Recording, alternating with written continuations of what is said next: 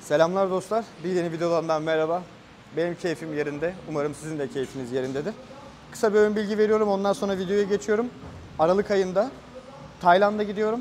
Tayland'da yeni işbirlikleri ve eşimle birlikte güzel bir tatil amaçlayarak Tayland'a gidiyorum.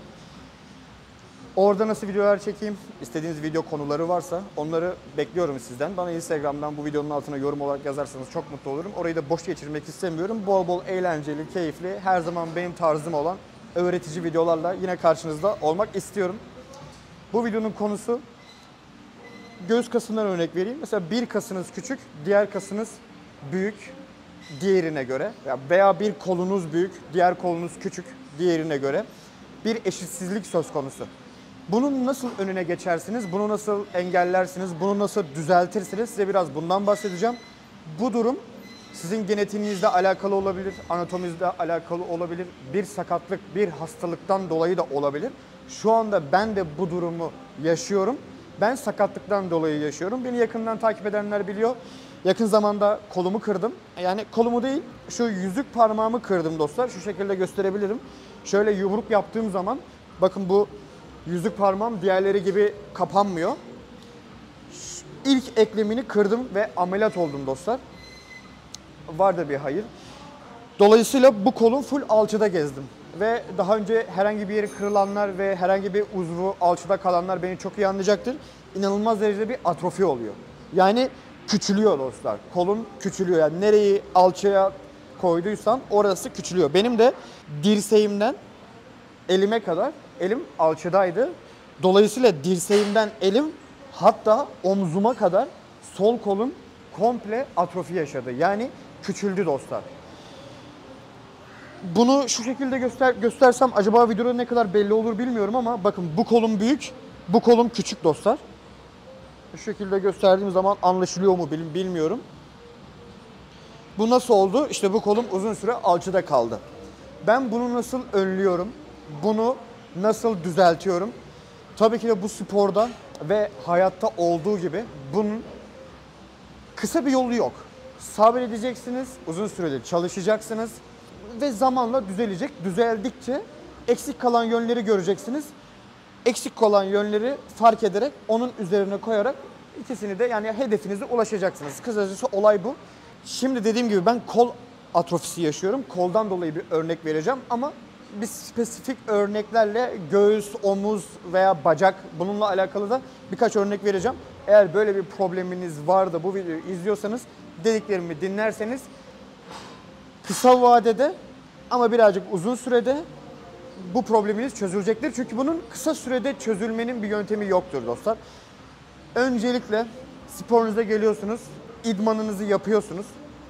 İdmanınız bittikten sonra dostlar dediğim gibi ben kol atrofisi yaşıyorum. Kendi yaptığımı size göstereceğim. Ondan sonra birkaç tane başka bölgelerden örnekler vereceğim. Siz de kendi eksikliğinize göre diyeyim. Çünkü bu bir rahatsızlık değil. Bu bir eksikliktir. Talihsizliğinize göre ya da diyebilirim. Hatanızı, eksiğinizi düzeltirsiniz dostlar. Şimdi benim problemim bilek olduğu için, bilek ve bu kol olduğu için ben antrenmanımı yaptıktan sonra bileğime ve koluma kompleks bir hareket uygulayıp sağ kolumu çalışmadan sadece sol kolumu çalışıyorum ama aşırı derecede yormadan yani 4-5 set yapmadan sadece 2-3 set daha fazla ekstra çalıştırarak bu kolumu yani atrofi olan bölgelerimi kompleks bir hareket uygulayarak uzun vadede bu koluma yetişmesini sağlıyorum. Aslında sistem ve form bu kadar. Şimdi yaptığım hareketi de göstermek istiyorum size. Hemen gösteriyorum. Şimdi bir tane beşlik plaka alıyorum dostlar. Dediğim gibi hem biceps ve ön kol dediğimiz bu one arm dediğimiz bölgem atrofi yaşadığı için ikisini birlikte çalıştıracak bir harekete ihtiyacım var. Bak şöyle durayım, böyle de görürsünüz. Bakın bu kolum gayet büyük ve dolu görünüyor. Hani gayet sert görünüyor. 2-3 ay spor yapamadım bu süreçte ona rağmen. Ama bu kolumda bak elimde ağırlık olmasına rağmen oldukça küçük ve atrofi yaşamış ve yani görerek anladınız işte söylemek istediğimi anlayın. Her şeyde detaylı anlatmama gerek yok. Dostlar plakayı alıyorum. Karşıma doğru bakıyorum. Yani normal hamur kör gibi düşünebilirsiniz ama ufak bir action ekliyorum. One arm'ımın da aktif olabilmesi için. O da şu. Normal hamur curl'ümü yapıyorum. Ama bu plaka burada kaldığı zaman bunu bunu yapıyorum.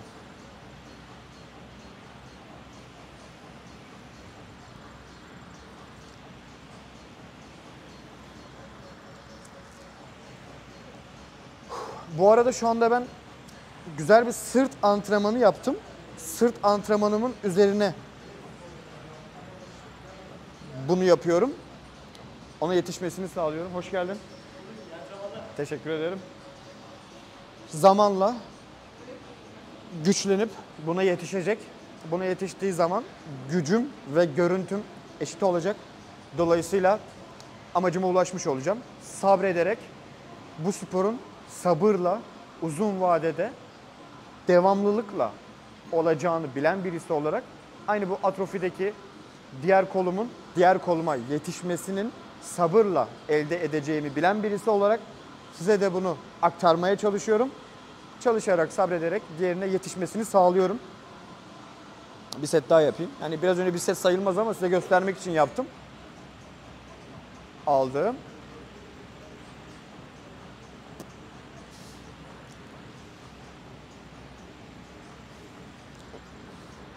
Bu şekilde yaparak bu koluma göre fazla değil, sadece 2-3 set daha fazla çalıştırarak sabırlı bir şekilde uzun vadede büyük olan koluma yetiştirmeye çalışıyorum. İyi bakın kendinize. Sorularınız olursa özellikle Tayland'da nasıl videolar çekeyim? Benim tabii ki de birçok fikrim var. Ama Tayland'da keyifli videolar yapmayı planlıyorum. Umarım yapabilirim. Bir aksilik olmazsa oraya gidersem güzel videolar yapacağım. Fikirlerinizi ve desteklerinizi bekliyorum. Kendinize iyi bakın. Görüşmek üzere. Bu arada tişörtümde bu videonun ufak bir mesajı olsun. Disiplinli bir şekilde devam edelim. Video bu kadar. Reklamlara geçiyorum dostlar. vanliyıldırım.com'da spora dair her şeyi satın alabilirsiniz. Bizzat benim web sitemdir. Herhangi bir problem yaşadığınızda direkt bana Instagram'dan yazdığınız zaman ben sizin probleminizi anında çözerim. Orijinal ürünler ve size gerçek anlamda değer veren bir hizmet almak istiyorsanız vanliyıldırım.com sizin için bir veli nimettir dostlar. Herhangi bir alışveriş yaptığınız zaman, hele ki bir ürün aldığınız zaman sizlere WhatsApp'tan ulaşıp neyi nasıl yapmanız gerektiğini detaylı anlatan bir sistemdir dostlar vanliyıldırım.com. Kendinize iyi bakın. Görüşmek üzere. Lütfen like atmayı unutmayın.